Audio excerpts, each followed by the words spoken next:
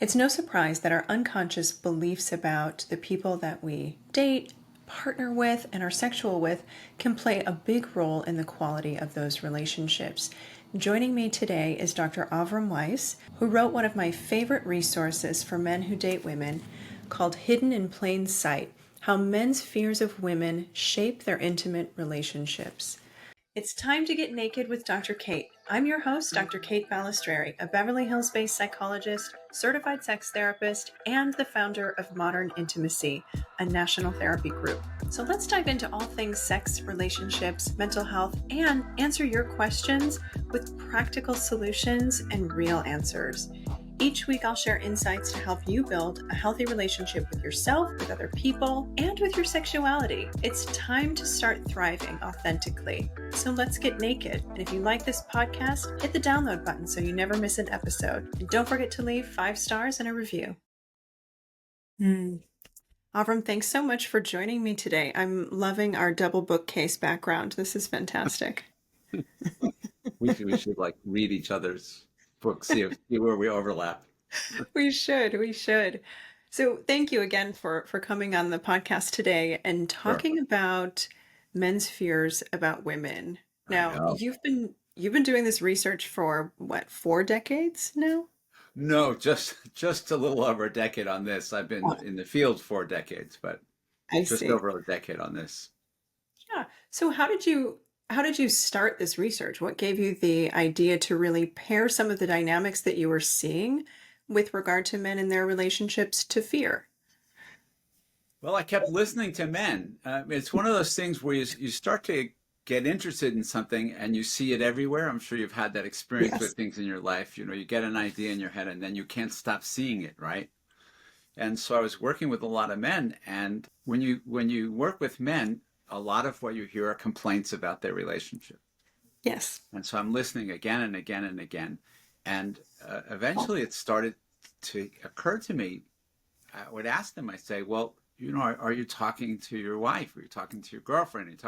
Are you talking to her about it? And the reply was almost identical every time. It was remarkable how similar it went. The first, you get the bow up, you know, right? Uh-huh.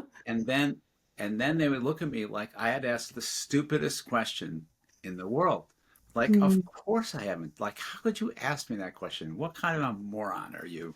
And it became clear to me that they weren't asking because they were afraid to ask. And they would say to me, I don't ask because either I've tried asking and it got much worse, or I'm really quite confident that if I asked, it would get much worse. And so it gradually became quite clear to me that they were asking because they were not asking because they were afraid to ask. And so I sort of summoned my courage, because it's not a thing you casually ask or suggest to a man that he's afraid of a woman. So I Correct. started asking guys, you know, it sort of sounds to me like you're afraid of your wife. And it was sort of remarkable what happened. At first it would be defensive, but really remarkably quickly, it was like, excuse the cliche, but it really was like a key in a lock. It's like all the stuff that we have been talking about that didn't make much sense, it really all started to make sense. And we sort of would go back through all the stuff that had been puzzling and didn't make sense, and it really all started to make sense. It was like I don't know if you wear glasses, but if you've had an eye exam, you know, they keep putting different lenses in the device, and then they put one in and it's like, oh, now I can see. It was kind of like that. It's like it was like putting a lens in and you're like, oh, everything kind of makes sense now. And that's Yeah. really what the experience has been like. I imagine that for many men, you gave them language and vocabulary that probably had never occurred to them and had never crossed their mind, because so many men feel like they're not permitted to experience fear, let alone fear about women or about their relationships. So I think it's a really unexamined place for a lot of men. But like you, when I've started using this language with a lot of the men I work with, maybe because I'm a woman, I don't get that bowing up as much. Yeah. No. Um, but but I do get a lot of relief right? Yeah, With men who are finally like, oh, that touches a nerve. I don't like it, but I think it could be true. it's a great word. I love you using the word relief. And what's interesting is women too. Yeah, of So in course. couples, it is as relieving, or maybe even more so for women. So for women who have often been sort of locked into a very critical Hmm. and sometimes, dare I say, even condescending place with their partners because they see these behaviors which seem sort of withdrawn and not caring, like they don't care, they're not trying. When you broach the idea with them that it's not that they're not caring, in fact, it's the opposite. It's that they really care a lot. It's such a relief to them. It's like, no, there's not an absence of feeling. There's almost an excess of feeling. It's such a relief. In fact, I had a really interesting experience. I did a workshop, which was a 3-day workshop, and then a 4-month break, and then another 3-day workshop with the same men and women. They weren't couples, Mm. they're men and women. So they have 4 months to go back and live in their relationships. And in that intervening 4 months, it was the women who came back and talked about more profound changes in their relationship than the men. Because the women had changed, or Yeah. because they noticed a shift in their partners, or both? Because of Oh, what I was just talking about. This is uh-huh. what one of the women wrote. I understand that my husband has not been ignoring, dismissing, or hurting me out of a lack of respect, as I suspected, but that he's scared. Scared to hurt me, scared to mess up with me, and this is the important one, scared to not be enough. I had honestly Mm. never imagined that he was scared, that I was so profoundly important to him. Again, that's the critical part, that he was constantly terrified that I would leave him. So here's a woman sitting and thinking, I don't matter to him, which I think a lot of Mm. women mistakenly believe. He can Sure. take me or leave me. And Yeah. underneath that is, oh my God, he's terrified I'm going to leave him. So it's really 180 degrees. And Mm. that can be really a game changer for many It women. it can. I think I really appreciate you highlighting this role that a lot of women get stuck in heterosexual relationships. They get positioned in the role of mean mommy instead of equal partner.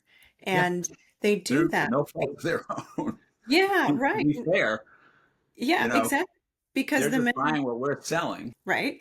right? I think a lot of the fears that we'll get into that men have about disrupting their relationship or upsetting their partner really contribute to a shutdown, like you've said, which then engenders a tremendous amount of extra emotional labor that their female partners have to do. And it really shifts the dynamic. It shifts the power dynamic in the relationship. It moves them from being equal partners to kind of being a caretaker and a child dynamic. And it's Exactly. exhausting and painful for That everyone. parenting.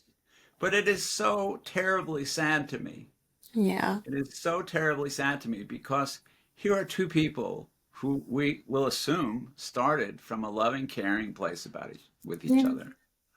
And neither one of them really has a clue as to often as to what's going on with each other. And so they're Mm. both sort of angry and pissy and bitter and resentful. I'm doing these workshops now in not for therapists as well as workshops for therapists. I'm doing these workshops for the general public. And one of the things I'm doing, which is just a lot of fun, is I'm starting the workshop by saying to the audience, how many of you had some kind of disagreement on your way here tonight? I love that. You know, and I'm like, why? How complicated was it to get in the car? Okay, so you got the sitter and rah, da, da, da. I'm like, how did it come to this? Yeah. Well, they're anxious, right?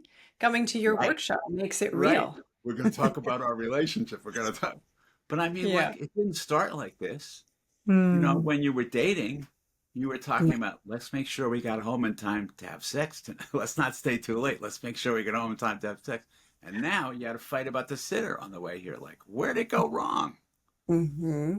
Well, let's break that down. So, in your book, you highlight a bunch of different kinds of fear, and I'm going to read them Yeah, right now sure. because even when I just read the table of contents to some men, I watch their brains go and they Yeah, say, wow, I yeah, relate to so many of those. So, yeah, here's what you describe. You say sure. men are afraid of being dominated or controlled by women. Yeah, Men are afraid of being entrapped by women. They're afraid of failing to protect and provide for women. yeah. They're afraid of women's emotions. They're afraid of being inadequate. They're afraid of being abandoned by women, which really hits on what we were just talking about. Yep. And they're afraid of being feminine, right? So, so many constraining, I'll Yep. call it an emotional prison to live in when you Yep. love this person and want to be with this person and want to be your best with this person. Yep. And then you're so locked up in all of these fears. And I wonder when you are working with men, do you see one of those fears come up more than the other? It's not so much that one comes up more than the other. I think of them as roughly sequential, going deeper and deeper each one. So Mm. the first ones are more superficial, so they're more easily recognizable, more socially acceptable, and it's like each one rests on the other. So that like fear of being inadequate and fear of being abandoned are more deeper lying fears that are less recognized and more unconscious fears. So the Mhm. deeper you go, the more you get to those more underlying fears. So Yeah. if you're saying which ones are more common, it'd be the earlier ones that you would more readily Mhm. see and more Mhm. more commonly recognize. Why is it that you think some of these fears develop? Well, that's pretty straightforward. If we could show a video, so I would recommend to your listeners, your viewers, go online and Google something called the still face experiment, STILL. It's an incredibly and do it with your partner if you have a partner. Mhm. But don't do it right before bed because it's very upsetting.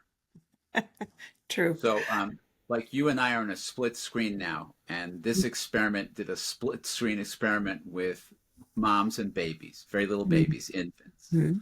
And they're playing back and forth, and the baby makes a cute face, and the mom smiles, and so they're learning about each other. They don't the babies can't talk yet, but they're having a conversation. So the babies are learning what cute little expressions makes mom smile, and the mom is learning what responses make the baby happy. They're learning about each other, how to please each other, which is what couples do as well. Mhm. Mhm. You know, I learned that, how my wife likes her tea and that if I make her tea, that makes her, we all learn these things about how to please each other. And it feels good Mhm. when I please her and she's nice to me. We all learn these things. So in the experiment, the moms are instructed to turn away, and when they turn back, they have a still face. Not an angry face, not a critical face, just a still face. Within seconds, the babies become apoplectic. They Mhm. become so upset that some of them lose bladder and bowel control. Some of them can't sit upright anymore. I'm talking within seconds. They Mhm. become so disturbed. The moms are not yelling at them. The moms are not screaming at them. They're not mean. They're not angry. They're just not validating them. Yeah. I feel like more upset. I've seen this video a million times, just even remembering it. So Yeah. this is who we are. We are creatures who need attachment. We need our moms to be there for us. And then, Mm. of course, after a minute or two of this, the moms are like, "It's okay, I'm still here," and the babies are like, Mhm. "Oh, thank God." Right. Yeah. So the thing is, an interesting part of this experiment, the boy babies, and we don't know why, got more disturbed, and it took them longer to return to baseline than the girl babies. Interesting. That's really interesting. Yeah, Do you have any hypotheses? we don't know why. Hmm. You can't really ask an infant. True. Fast forward 20 odd years. Sue Johnson, who's the founder of EFT, emotionally focused therapy, did an interview with, I'm blocking on his name, who did the still face experiment with an adult couple, showed the same video and made the point that the exact same thing happens in adult couples, only Mhm. they're in adult bodies. Mhm. Because if you're a heterosexual man and you're interested in a woman, guess what? She looks just like your mommy. And Even if she's her physical characteristics don't look just like your mom, like we project onto she's our the same gender. partners. Yeah. She's the same gender. So emotionally, for men, heterosexual men, they go through the exact, it re-evokes, it Mhm. recapitulates the same emotional trauma that you went through with a kid. Mhm. Because mommies aren't perfect. They're great, but they're not perfect. The phone rings, she has a bad day. There are gaps where mom's attention is not perfect and you suffer repeated gaps in your attachment with your mother. And then you grow up and you get interested in an adult woman, and there are gaps when she's not paying attention and she's not available. And so, just as a child, where your survival depends on your mother's attention, because in our culture, dads are away at work and not Mm. so available emotionally anyway. And so, all your eggs are in one basket with a woman. And then you grow up to be a man in this culture and you don't really have a lot of close friends who are men. And all your eggs are again available in one basket with one person who's a woman. And it recapitulates the same exact dynamic. And so you again find yourself in the same basket of feeling like your entire emotional survival depends on approval, validation, and attachment with one person who's a Mhm. woman. I think this is one of the biggest reasons actually behind men's tendency to tell women to smile too, right? It's really hard for them to Yeah. be met with with a facial expression or an emotional experience that a woman might be having that isn't completely centered on them and isn't very attuned to them and isn't affirming. That's And a really good point. yeah, so much of our culture rests on women being emotionally available to everyone and men Particularly not men. being. Yeah, especially Particularly men.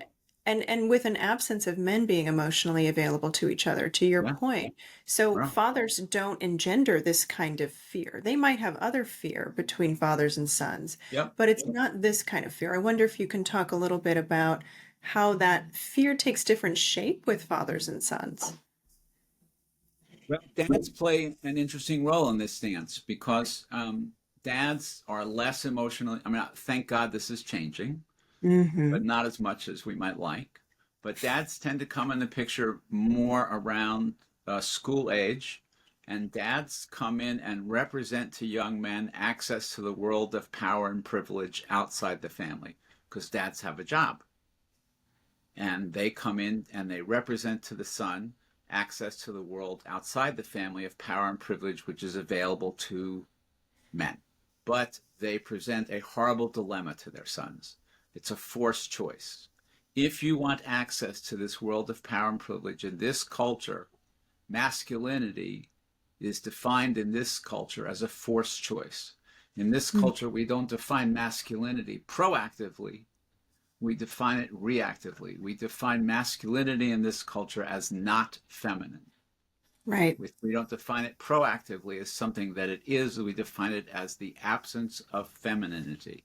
Hmm. So young men are taught that to be masculine means to show no evidence of being feminine. Mm. Unfortunately, we include in femininity things like tenderness, gentleness, intimacy. Yeah. So young boys we know, have friendships that are as intimate, as tender, and as close and as important to them as are young girls' friendships with each other. Hmm. And so we say to latency age boys, if you want to be a man, you have to give up all of those close, tender relationships in order to have access to the world of power and privilege. And that is the wound that most young men experience and from which I think they never recover.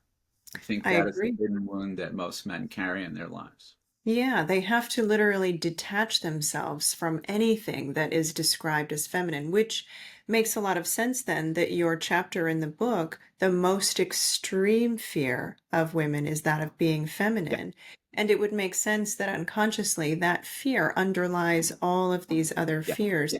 In patriarchal cultures which we live in, yeah, there's such an absence of identity for men without the idea of not being women. So to your point, it is reactive, or it's creating an identity in the negative space of what is a Yes. woman. If it's not a woman, Exactly. then okay. Then it Yeah. must be a man, right? Yeah. Yeah. Yeah. So the guy who wrote the introduction to the book, a guy by the name of Dr. O'Neill, Jim O'Neill, who's done just hundreds of studies on what he calls gender role conflict, which is the gap between who a man experiences himself to be and who the culture expects you to be. He Mm. calls gender role conflict. And the larger that gap, the more not only psychological problems men have, but the more physiological problems. So it's shorter lifespan, cardiac problems, Mhm. anxiety, depression. So it's not just like you're not so happy, it's that you Mhm. have all kinds of medical problems and Yeah. shorter lifespan. And so there's a pretty measurable Mhm. cost to these things, not just that you're less happy. There's a very demonstrable cost to these Mm. issues. There is, and that's on top of your relationship likely feeling unsatisfying or like it's somehow not a good fit, even though it might be underneath all of these defenses and all of the things that protect someone from feeling these fears consciously. So, my next question for you is how would a man know if he has any of these fears, given that men are so conditioned to one, be so separate from their relationship with fear, but also, so unconsciously afraid of being penalized for admitting that they might have fears about women. Well, that's the easiest question I've ever gotten. Oh, how would You men do. know? How would You men do. know? You You just do. If you're a straight man, you do. That's.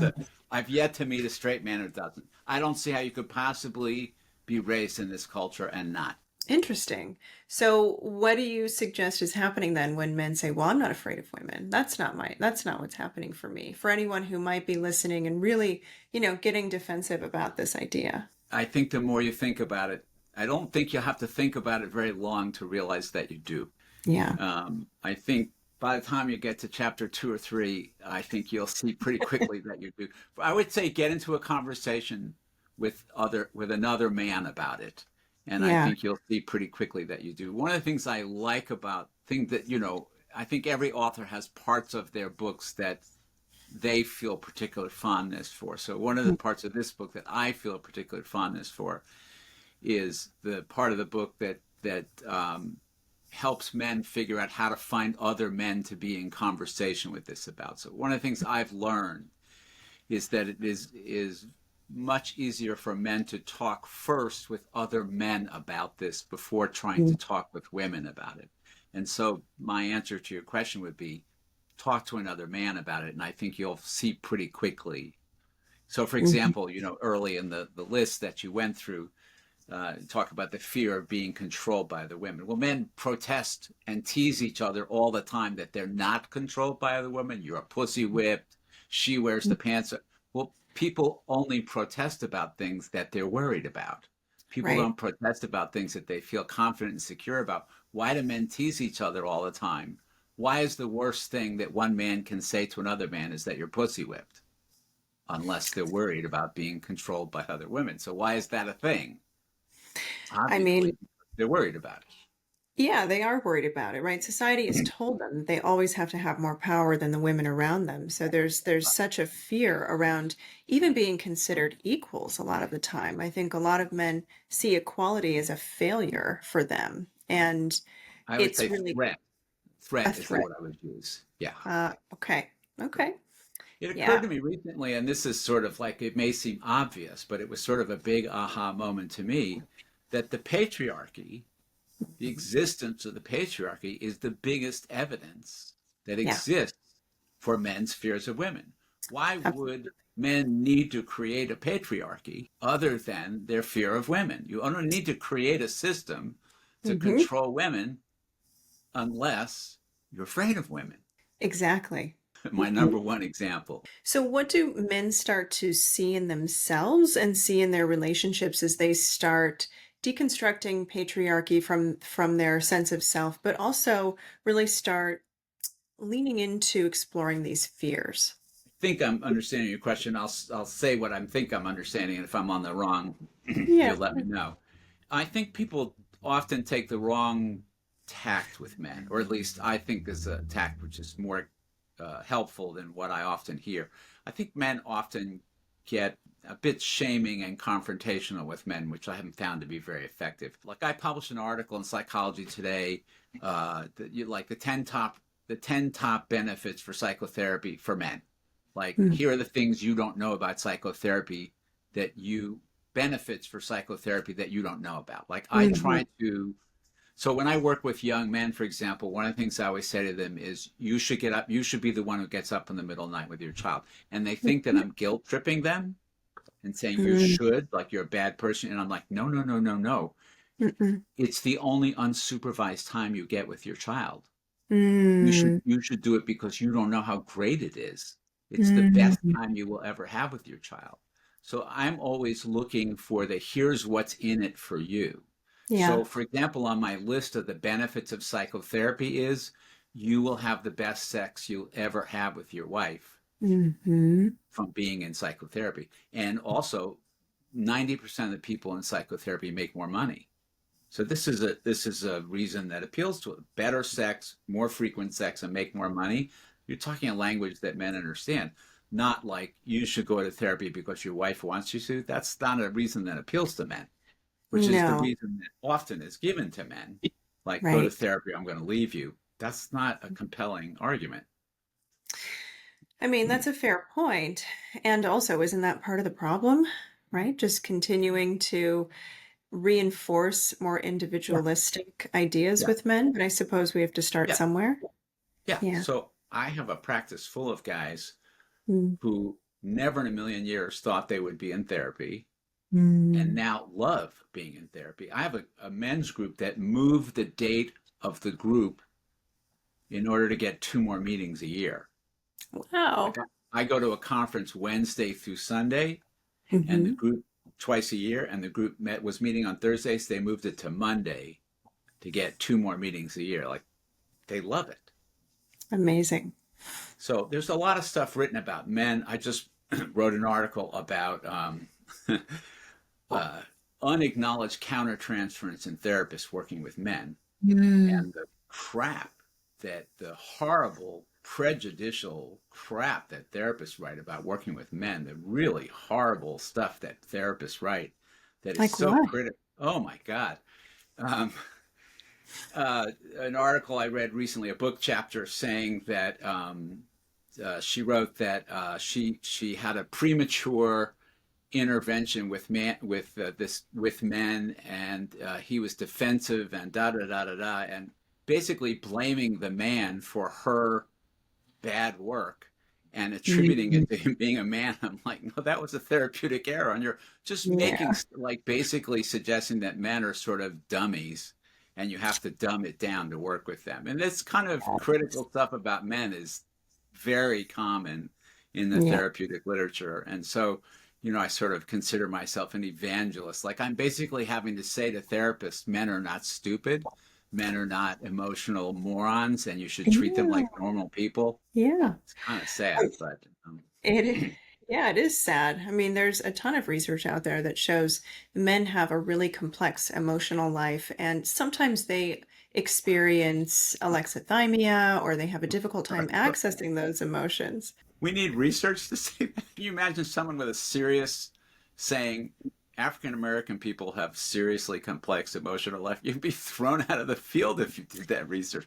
But I know, but that's the thing. Like men say that they don't have emotions. Men I, will say these things, and I don't know. they're Well, it's not true. it's You know, not. No, I it's know, not. but like that we have to say that, that you and I have to sit here as professionals and actually that we have to say that is Mhm. incredible. It is. Okay, my last question for you. How do you Oh, feel about the phrase happy wife, happy life? oh my God. Well, it's the just like we were talking about. So as a kid, it's Mhm. if mom ain't happy, nobody's happy, and that's the adult extension becomes happy wife, happy life. So the thing I most want people to understand about that is that it serves no one. No So one. it can be stereotypically portrayed as you can either use that to be critical of men or women. But the Hmm. thing that we need to understand about that is that it's as stilting and unsatisfying for men and women, It both. is. Nobody's happy in that situation. Yeah. And so it Yeah. does as much of a disservice to women and men. Nobody's getting much from that situation. And that's really what I would like this book Hmm. to serve as a function is I would really like the people who read this book to understand, oh no, no, wait a minute, it's not a one-sided picture. Hmm. Martin Luther King said it. I know this seems like a weird segue, but bear with me. Martin Luther King said an amazing thing, which doesn't get recognized much. Martin Luther King said, segregation scars the soul of Mm. the perpetrator as much as the persecuted. And I would say the same is true of the patriarchy. Yeah. It can't just be that it damages women Right. alone. And what I'm trying to call attention to is that the system that we've been living under is as damaging to men as it is to women, and that the way out has to involve men as much as it involves women. And it's not just men going off and doing their own work. Right. It has to involve men and women together looking at the Hmm. ways in which these systems are crippling men. By definition, they have to be. Hmm. And I think obviously men have our work to do, but I think it's work for men and women to do together. I couldn't agree with you more. And I lied. I have one more question. That's fine with me. Have you seen the recent data that's come out that has shown wide disparities in political affiliation between Gen Z women and Gen Oh, Z men no. or girls and boys, talking about how Gen Z girls across the globe are becoming more and more liberal and Gen Z boys across the globe are becoming more and more conservative? Are you No, familiar with that? You I'm not. haven't? I thought you were going somewhere else. I don't know that. Uh, Okay. Well, that is some of the data that's been coming out recently, and I'm curious if you have any thoughts on why there's such a regression or such a gap, across culture. Don't know it. I thought you were going somewhere else. There's data about the more insecure men are about their own masculinity, the more conservative they vote, which is where I thought you were going. But no, I don't know that data. But that may well be the same phenomena because Yeah. men are increasingly insecure about their masculinity with the whole Me Too movement. So that may be what that's about. If you look at a book called The Wimp Factor, Mm. it's all about that the whole gender political breakdown and a lot of that research about gender and political voting is Hmm. there is where you can find that data. So I bet you that's what that's about is as men become increasingly insecure about masculinity, I bet that's what that's about. I would agree. I think, when I look at the list of fears that you've outlined in your book, I mean, the first one is they don't want to be dominated by women. And I think so many young boys are seeing women really take their lives seriously. They're getting education at higher rates than men are. They are Yeah. starting to close the wage gap. Women are really saying, I want to thrive, and here's how I know I can do that. And I think young boys are really having a crisis of identity because who are they if they're not dominating women? But how do they keep up with all of the progress that women are making? So I think it's emotionally safer for them to resort to more conservative ideology that says women owe them servitude in short form. Yeah, I'm going to alienate some people with this, but in that book, there's a correlation between things like searches for erectile dysfunction and penis extenders and things like that, and Trump voting. Yeah, yeah. I I don't think didn't do that's the a research. I didn't coincidence. make it up. I'm just reporting it. So Well, on that note, thank you so much, Avram, for you're so being here. welcome. Yeah. Thank Is you there for really doing your homework and being really prepared to do a great interview. Well, thank you. This is a topic that I work with men around a lot and really feel so hopeful around actually when I work with them and when I see the way that men can have such more they have more involved lives, they have thriving lives, and to your point, they have better sex when they start to explore all of this stuff that lives under the surface that for a I lot of men, agree. yeah, they haven't had the Yeah. space or the permission to do. I feel hopeful too. I have two 4-year-old twin grandchildren, and when I'm visiting and there's a group of young people with their kids, and a kid cries or needs attention, it's the dads who get up and take care of the Oh, kids. And that's the most hopeful I feel about the world. that's amazing. I That's mean, beautiful. always. It's the Yeah. dads who get up, and I'm like, yes. That's great. Where can people find you if they want to work with you or learn more about your books and your They work? can go to avrumweissphd.com, which is AV, hopefully you'll put it in the show notes, but AVRUMWEISS.PhD.com. And I always return emails within 24 hours. So if you don't hear back from me, either I didn't get your email or got hit by a car, so send it again. I feel really strongly about replying to emails. So and you have a place there. You can get on my mailing list. I write regularly for Psychology Today about gender or whatever else is on my mind, and you'll get a free ebook if you join the mailing list that will be about relationships. Amazing. Well, thank you again. This was so lovely. My pleasure. Thanks for having me on. All right, everyone. We'll see you next week.